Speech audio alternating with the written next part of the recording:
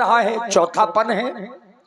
तो एक बार राजा दशरथ जी के मन में यह दुख हुआ कि 3 विवाह करने के उपरांत भी हमारे कोई संतान नहीं है।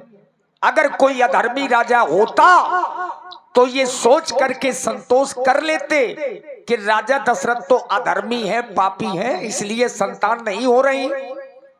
लेकिन शास्त्र कहते हैं कि राजा दशरथ धर्मात्मा है, और जो धर्मात्मा राजा होगा अगर उसके संतान न हो तो फिर कोई न कोई कारण ही होगा।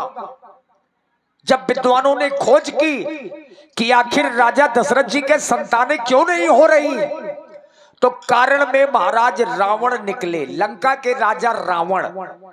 इन्होंने ब्रह्मा जी की तपस्या की। जब ब्रह्मा जी सामने आए तो रावण ने ब्रह्मा जी से एक प्रश्न किया। रावण बोला, हे पितामह, अगर आप हमारी तपस्या से प्रसन्न हैं तो पहले तो आप हमको केवल ये बताइए कि हमारी मृत्यु कैसे होगी। तो ब्रह्मा जी ने बताया कि तुम्हारी मृत्यु दशरथ के पुत्र के द्वारा होगी।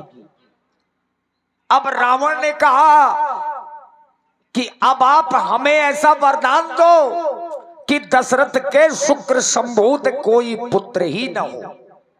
ऐसा वरदान महाराज रावण ने ब्रह्मा जी से मांगा कि अगर मेरी मृत्यु दशरथ के पुत्र से ही होनी है तब तो आप हमें ऐसा वरदान दो कि दशरथ के शुक्र संभूत कोई पुत्र ही न पैदा हो। अब ब्रह्मा जी ने भी एवमस्तु कह दिया कि राजा दशरथ के शुक्र संभूत कोई पुत्र नहीं होगा। ये सच्चाई है। अब विधिका लिखा भला को मिटन हारा। अब राजा दशरथ के संतान कैसे होंगी जब ब्रह्मा जी ने वरदान ही दे दिया है रावण को कि शुक्र संभूत पुत्र नहीं होने हैं। लेकिन मित्रों, कभी कभी दिया गया श्राप व्यक्ति के जीवन में वरदान का काम कर जाता है। श्रवण कुमार के अंधे माता पिता ने दशरथ जी को एक श्राप दिया है कि पुत्र वियोग में जिस तरह से हमारे प्राण निकल रहे हैं तो राजा दशरथ आपके भी प्राण पुत्र वियोग में ही निकलेंगे। तो प्राण तो तब निकलेंगे जब पुत्र होंगे, लेकिन शुक्र संभूत होंगे नहीं। कहां से मिलेंगे पुत्र, किसकी कृपा होगी? आइए राजा दशरथ जी का सुंदर दर्शन करें और सीधे प्रसंग से जुड़ने का प्रयास करें।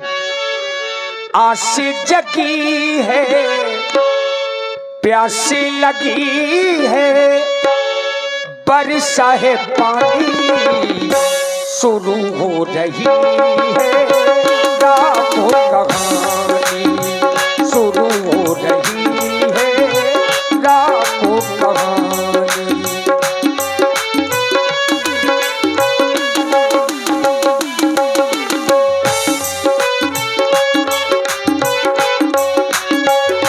मंगल भवनो अमंगल हारी,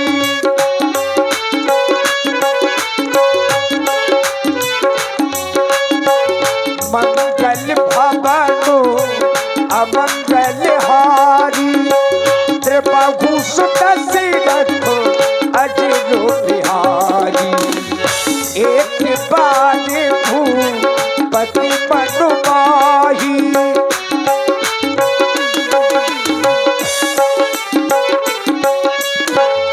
एक बार भूपति मनु माही, भय की लाली को ले सुध नाही, आसी जगी है, प्यासी लगी है, बरसा है पानी शुरू हो रही है, राम कहानी शुरू हो रही है, राम कहानी शुरू हो रही है, राम कहानी।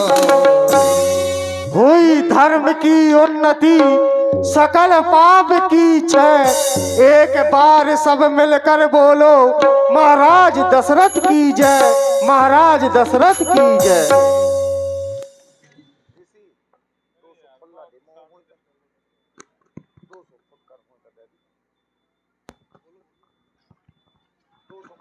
महाराज के जीवन की जय जयकार हो। अष्टचक्रा नवद द्वारा देवपुरी अयोध्या के अष्ट मंत्रियों में अग्रगण्य सतत हमें सुंदर मंत्रणा प्रदान करने वाले हमारे प्रिय मंत्री सुमंत्रो महाराज, और नित्य प्रतिदिन की भांति हम अपने पूर्वजों के इस सूर्यमुखी आसन पर बैठ करके अपनी इस प्यारी प्रजा का सुख और दुख जाना करते हैं, क्योंकि राजा के जीवन के लिए बताया गया प्रजा सुखे सुखम राज्ञा प्रजा अनान्ते हिते हितुम नात्म प्रियम सुखम राज्ञा प्रजा अनान्ते प्रियम हितुम। अर्थात राजा को वही करना चाहिए जिसमें प्रजा को सुख मिले, राजा को वही कार्य करना चाहिए जिसमें प्रजा का हित हो, राजा को प्रजा के विमुख कोई कार्य नहीं करना चाहिए। और यदि राजा ऐसा कोई कार्य करता है तो वह राजा स्वर्ग नहीं अपितु नरक का गामी होता है, मनुष्यों के द्वारा बताया गया। जासूराज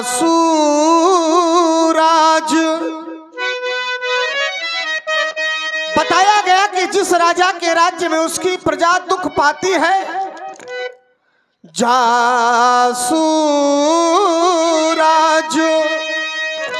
प्रिय प्रजा दुखारी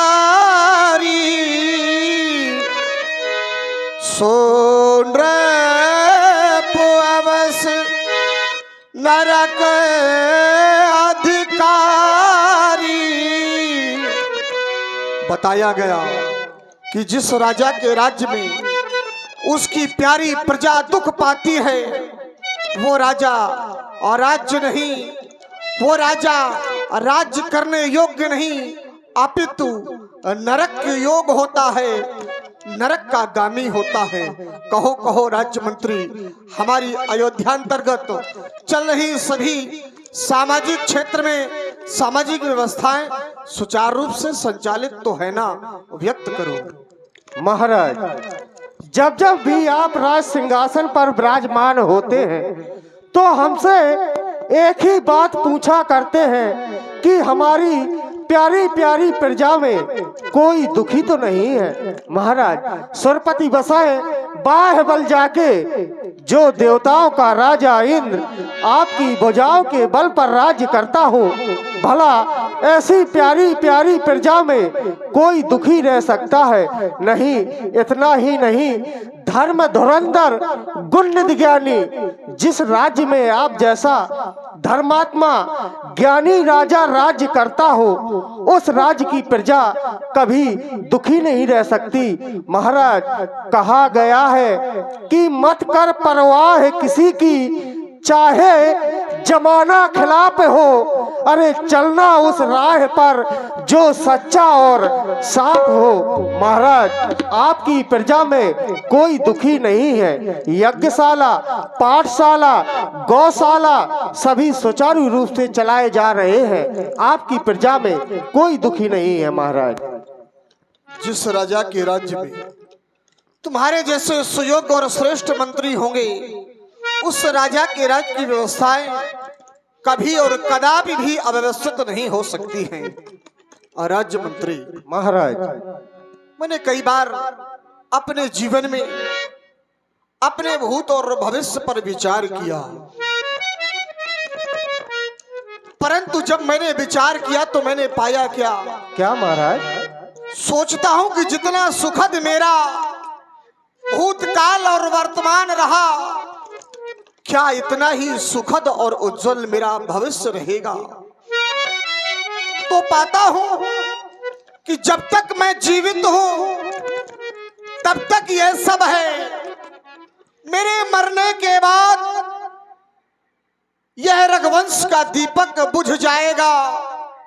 जिन राज महलों में आज दशरथ निवास करता है, कल यह भूतों का डेरा बन जाएगा। इतना विस्तृत अयोध्या का साम्राज्य, इतना विशाल वैभव, अपार धन संपत्ति, इन सबको संभालने वाला कौन? मेरे पास अपनी इस अयोध्या की प्यारी प्रजा के लिए एक उत्तराधिकार में देने के लिए आज कुछ भी नहीं है। मैंने अपने जीवन में क्या क्या नहीं किया।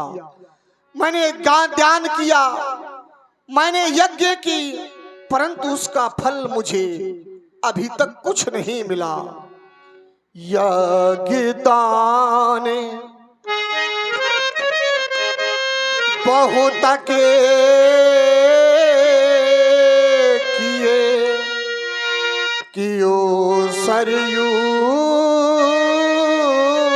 स्नान, ताको फल कछु ना मिलो,